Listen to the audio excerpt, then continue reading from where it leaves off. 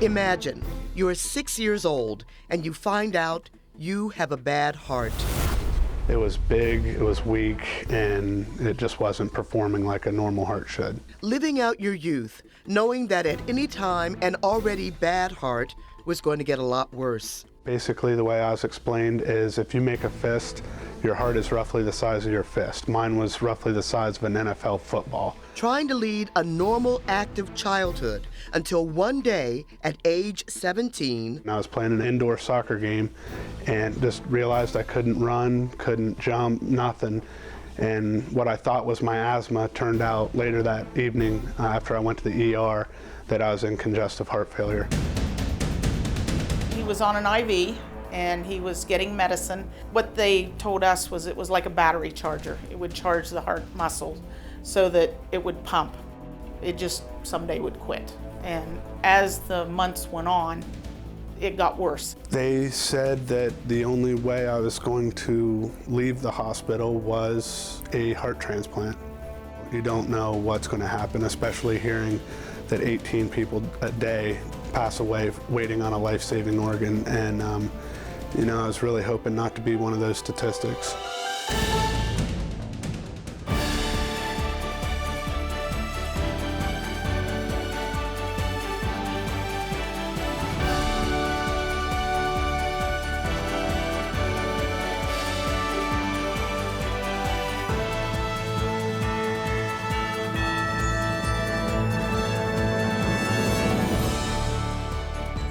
Every day, 18 men, women, and children die while waiting for an organ transplant. And every 10 minutes, another person is added to the national waiting list for organ donation. Hello and welcome to The Power of One. I'm Angela Pace of 10 TV with information and we hope inspiration from Lifeline of Ohio. For the next 30 minutes, we will bring you the stories of 4 people whose lives have been changed because someone said yes to organ, eye, and tissue donation. Now, you've met Adam Burkhardt, a young man whose life was turned upside down when he learned that a heart transplant would be his only hope of survival. We will share the rest of Adam's story. We'll meet a middle school band director who, at the age of 35, learned that she would need a kidney transplant in order to survive. And throughout the show, you will hear us refer to organ, eye, and tissue donation. But what exactly is tissue donation, and how is it affecting people in their everyday lives? We'll speak with a tissue recipient about her experience with tissue donation. And there's the moving story of a teenager who passed away unexpectedly, but gave new life to others when she registered as an organ donor. But before we get to all that, I want to welcome Dory Dills, who is the Chief Clinical Executive of Lifeline of Ohio. She's going to help us through our journey and answer a few questions for us along the way. Dory, thank you so much for being here. Thank you for having me. Dory, first of all, we're calling the show The Power of One. What is the significance of that title? Well, the significance is that organ donation really is about the ones. It's about one individual who makes a decision to become an organ and tissue donor who's going to help many others. When you talk about helping many others, what are we talking about? How many others can be helped by one donation? One person can save a life of 8 individuals through organ transplantation, and they can enhance 50 more people through tissue. And when you think about that one and the ripple effect of that one, if one man receives a transplant and his family and his children and his parents and so on, and that ripple grows and grows. Well, that's a really good point, Dory, and that actually brings us back to the story of Adam Burkhardt. We introduced you to Adam at the beginning of our show. Adam was 17 years old, suffering from familial dilated non-obstructive cardiomyopathy and spending the first of what would be many nights in the hospital. That night I felt bad. I'd never experienced that feeling before. Adam's condition was so serious that he spent the next 7 months confined to a hospital. When I went into the hospital, which was March, I missed my junior prom. I missed the last part of my junior year. A long wait for Adam, an even longer wait for his mother, Kathy. Just hoping and praying that somebody will say yes to donation. Not that they would die, but that they said yes to donation. They talked to their family and made that choice. That September, Adam and his family got the news that they'd been praying for. Adam had a heart. He had the transplant September 14th, celebrated his 18th birthday in the hospital on the 20th, and then went home the next day. But Adam had no idea how much the gift of a heart would change the course of his life. No, I wasn't even thinking that far in the future. And no, I actually, when I was 17, I didn't think I was ever going to get married. So things really changed in the last 12 and a half years. One landmark, meeting Kaylee at a church festival. I met and married the love of my life, Kaylee. And just 4 months ago, we had our first child, Quinn. And yeah, she wouldn't be here if it wasn't for my donor. I think any time a father becomes a father for the first time, it's special, but I think in this case, it really means a lot. It means everything. What do you say? You say thank you and about 100 times. You know, you could say it 1,000,000 times and it's still not enough. And Adam says that he got a chance to meet his donor family, not right after his surgery though, but about 10 years after his transplant. He contacted the family right after the surgery, but he says that lots of times the families don't really want to be contacted. They are still grieving, still mourning the loss of their loved one. But Adam says he's so glad that he finally got in touch with his donor family and so glad that he got an opportunity to say thank you to them. You know, there are a lot of myths surrounding organ and tissue donation. Dory is here with us again. And Dory, tell us what some of those myths about donation are. Well, one of the most common myths that we hear, people think they're too old to donate or perhaps that they're too sick. And the truth is, everyone should register to be a donor. And age is not a rule out for donation, and neither are most medical conditions. And it's important for people to remember that someone is dying waiting for that organ transplant and are often much sicker than anyone who might register to be a donor. So tell us about some of the uses then. If someone is elderly or someone is sick, then what are some of the lesser known uses then of their donation? Well, for example, I mean, there are patients that need a liver transplant within the next 24, 48 hours or they're going to die. And if a donor is quite elderly and that's the only liver that's going to save that individual, they may use that liver until maybe another opportunity for transplant comes, or that liver may last for years and years. Okay, so there are those options then. All right, Dory, thank you. Now, another disturbing myth is that people believe that if they register as an organ donor and they need emergency care after an accident or a serious injury, the medical team treating them will not do everything possible to save their life, knowing that those organs are needed for someone else. That simply is not true.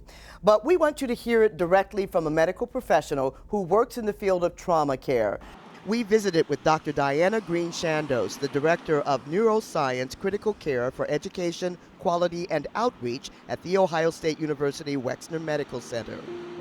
Physicians take an oath to care for people, to do everything in their power to keep their patients alive.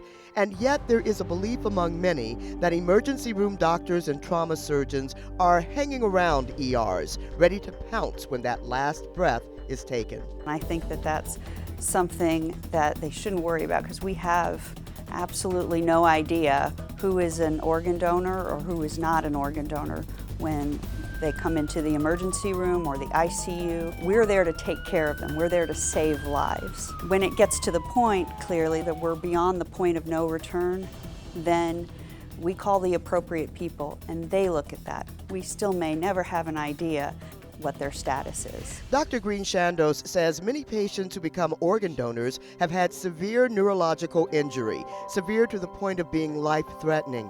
That's when the medical team begins a very strict protocol before the patient is pronounced dead. They may be entirely healthy from the neck down, but it's their brain that is devastated. So everything that we know from a brain that makes a person, a walking, talking person with a personality, and then even beyond that, their basic primitive reflexes are completely lost in this situation before we even start to look into going into that protocol. Dr. Green-Shandos says that even considering the number of years she's worked in ERs, talking to the family about their loss is still the hardest part of her job. I still do shed tears because it's hard to see anybody lose their life, but especially in this quick and devastating way. Our role as physicians is to save lives. And at the end of this, if it is something tragic, families that have gone through donation and ultimately saved other people's lives, they always come back and say that helped them heal. Our thanks to Dr. Green-Shandos and the team at The Ohio State University Wexner Medical Center. Now is the time to make a difference and register as an organ, eye, and tissue donor if you have not done so already. As we've already mentioned, everyone is able to register and the need is great. Registration is easy and can be done online by visiting lifelineofohio.org. Once there, click How to Become an Organ Donor. You will be guided to the Ohio Bureau of Motor Vehicles website. That's the agency that handles the actual registration. Now, you'll need your Ohio driver's license or state ID handy when you log on to register, so be sure that you have that nearby. Once you're logged into the Ohio Bureau of Motor Vehicles website, just check the option to enroll in the donor registry. And don't forget, you can always register in person at any Ohio Bureau of Motor Vehicle location. If you prefer, you can speak with someone before you register by calling Lifeline of Ohio's toll-free hotline. That number is 1-800-525-5667. Now, the most needed organ for transplant is the kidney. Consider this. Last year, almost 93,000 Americans remained on the list waiting for a kidney. Only 16,000 got the gift of a life-saving kidney transplant. Vicky Brew was one of those lucky enough to be matched with a donor. Still in her 30s, a kidney transplant was her only chance at survival. To Vicky Brew, the sound of music is everything. And she loves teaching music to her students. I just believe that one of my biggest passions is to influence youth's lives. But it wasn't that long ago that Vicky's life was out of tune and offbeat. Vicky, a young woman who had never been sick, got some news that changed her life. I was sitting back here in my office when they called me. It was at the beginning of a school year, and he said, you know, you have this form of kidney disease called FSGS. And I just kind of sat and stared, like in disbelief, as he was telling me. He basically gave me two options. He said, you're going to either need to start dialysis and get something called a fistula put in your arm, or find somebody to get a transplant. Once she got over the shock, Vicky decided to handle the situation her way. Vicky, a Christian, firmly believed that God was going to heal her. And while she waited for that healing, she got sicker and sicker. I started to retain fluid, so my legs would get very swollen, and I have to stand on my feet all day. I started to vomit just because I could not, you know, my kidneys were failing, so I couldn't remove the toxins or just extra minerals and things out of my body properly. Her health deteriorated so much that one day her doctor ordered her to go to the emergency room. And then the doctor came in and said, your kidneys have failed, you have to start dialysis. Vicky was on dialysis for 14 months, still resisting the idea of a transplant. Finally, at the urging of her doctors and family members, she gave in and put her name on the transplant list. She considered this her plan B because she still felt that plan A was going to be a miracle healing from God. It was about 10 months after I was on the list. I was at work, my third period class, and they gave me a call from OSU Transplant Center saying they had a kidney for me. And I still was kind of like, I don't know what to do. And my principal at the time, I went into her office, was kind of very emotional, like, they just called me for a kidney. And she just stopped right there. She prayed with me. She's a Christian as well. And I felt a peace, like, this is what you're supposed to do. This is God's will for you. And I left that right there at that very moment and went straight to the hospital. The sound of music is a lot sweeter for Vicky now. She feels like a new woman. Her health is much better, her energy level is higher, and she's back where she belongs, where she really wants to be, bringing music into the lives of these young people.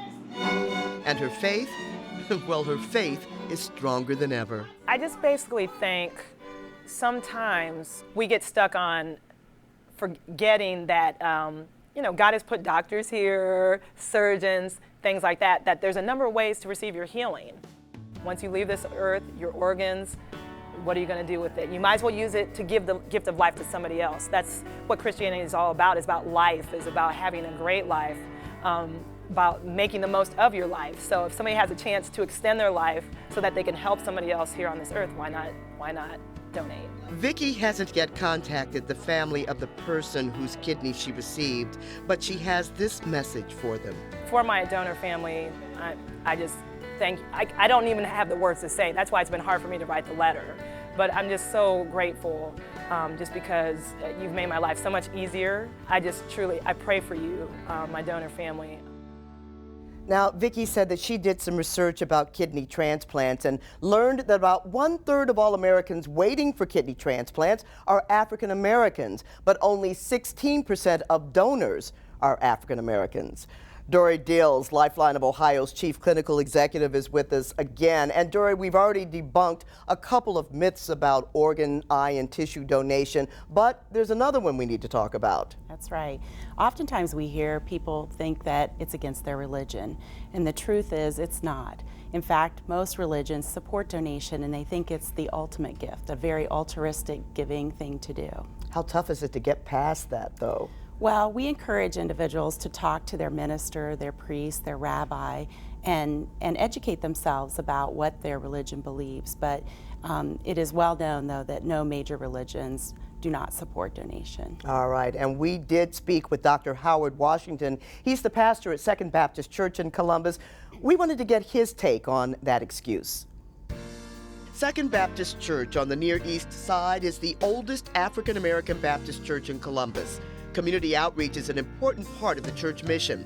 They have a food pantry, clothing pantry, and hot meals for people in the neighborhood. We're excited to be here and be on fire for God. Reverend Washington would be very happy if that outreach included more conversations about organ and tissue donation. Conversations that would go a long way toward making people understand that religion is not an excuse for saying no to donation. There should be nothing that a person can tie to a religious fact or a religious policy that would keep them from donating their organs. Okay. When I think of the New Testament and the life of Jesus, Jesus gave his life so that others could have life. Certainly we can give and donate our organs as a way to give life to others. Reverend Washington says open discussions would help to dispel myths or allay fears, but those conversations don't come up often enough.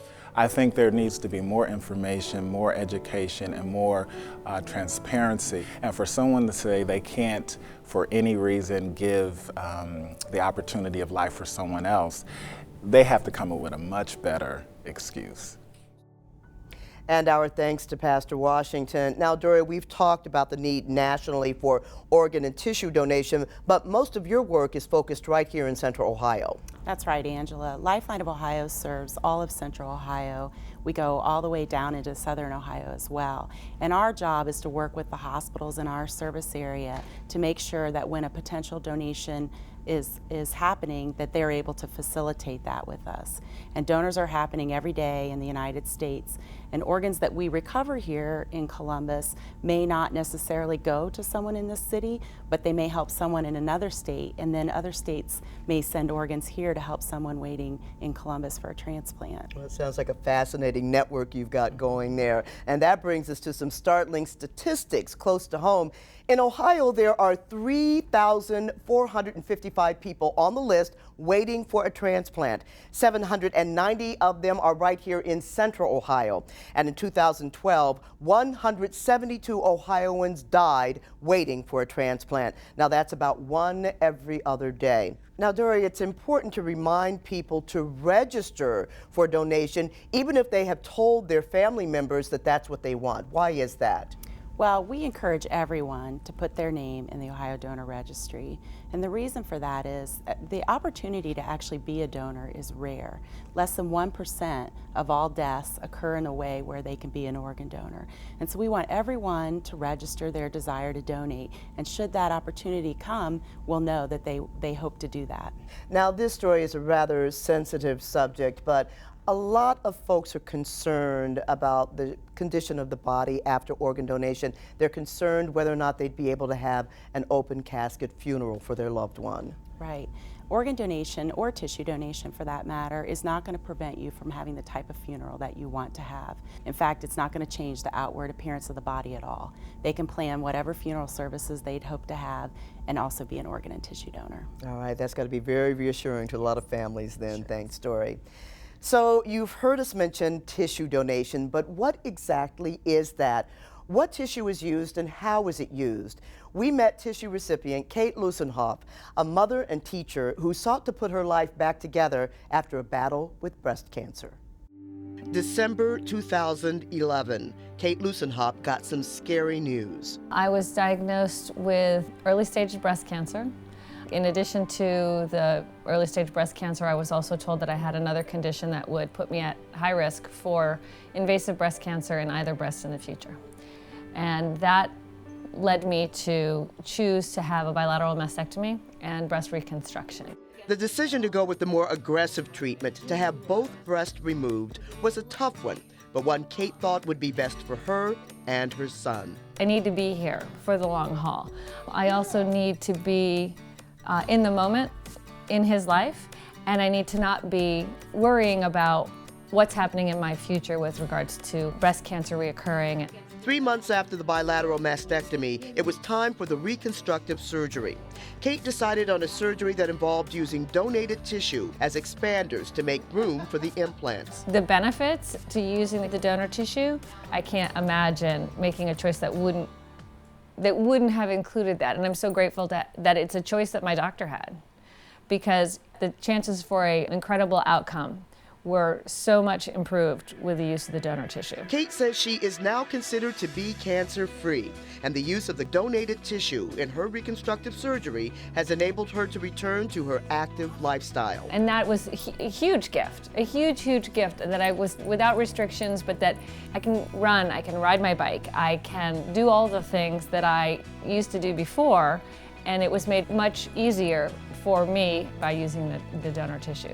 Kate says she's always been aware of and supportive of organ donation, but until her experience, hadn't really thought about tissue donation and how life-changing it can be. I'm hugely grateful to the families of the donors. They're being incredibly generous at a time when they're already losing or have lost.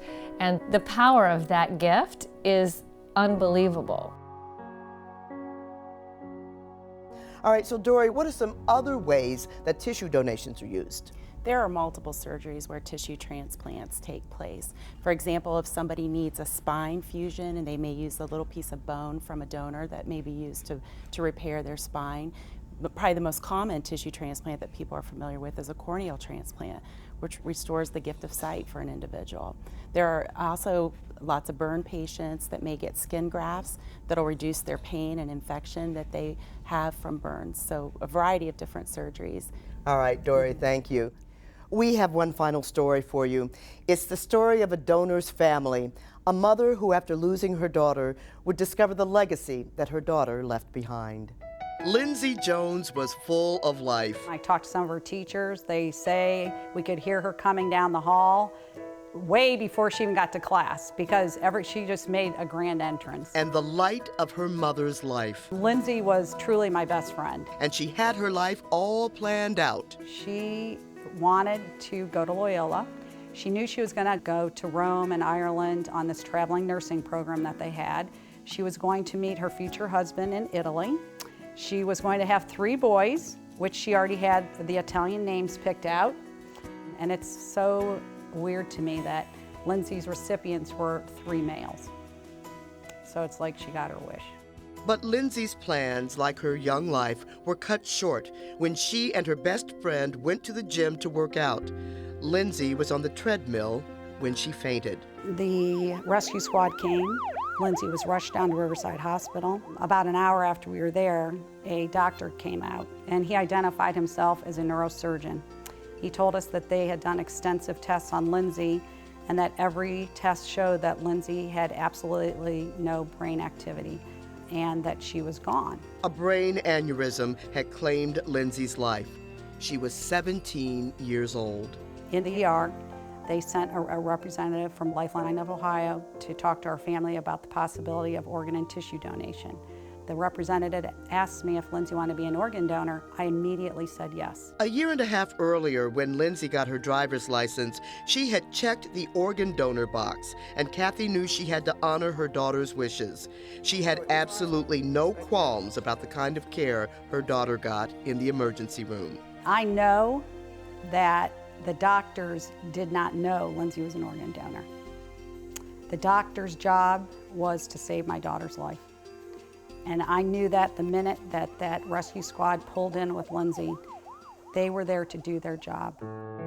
The doctors couldn't save Lindsay's life, but the decision Lindsay made when she was 16 changed the lives of complete strangers. Lindsay saved 3 lives. Her liver went to a 2-year-old little boy in Cincinnati, her right kidney to a 16-year-old boy in the Columbus area, her left kidney and her pancreas to a 42-year-old father from Southern Ohio. Her corneas went to 2 women. After each received one of Lindsay's corneas, for the very first time, they could see their children. Kathy has met one recipient, and she would love to know the others. She's reached out, but hasn't heard back from them. They're carrying a part of my daughter within them, and it's just not an organ that they're carrying part of my daughter's soul. And I think it's really important for them to know that Lindsay gave this gift freely to them.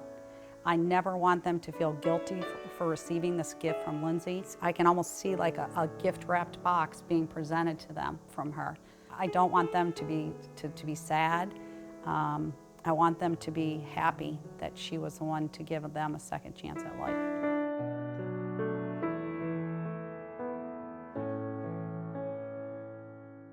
Lindsay's gift has also given her mother a new lease on life. Kathy is energized, a woman on a mission, talking to teenagers about the importance of discussing organ donation with their families. She says she will never stop this crusade. She says sharing Lindsay's story means that Lindsay's life continues and will for generations. Well, by now you have heard these statistics over and over. Right now, more than 117,000 people in the U.S. are waiting for transplants. 18 people die waiting every day, while 10 people are added to the national list daily.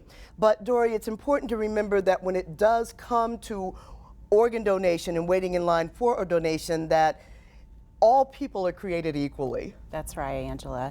The list is actually blind to who we are, whether it's race, ethnicity, our socioeconomic background. The list just identifies the best match for that particular organ, people that are the sickest and need it the most. And again, that's very reassuring. So again, just to re-emphasize what we're talking about here, the power of one. Explain again just how important that power of one is. Well, like we said, it takes one individual to save the life of 8 people and enhance the lives of more than 50. Just that one person saying yes, that's all it takes. All right, that's great information. Thanks again, Dory. The power of one. Yes, there is power in numbers, and you could have the power to save or change a life. For Dory Dills and everyone at Lifeline of Ohio and 10 TV, I'm Angela Pace. Thank you for watching.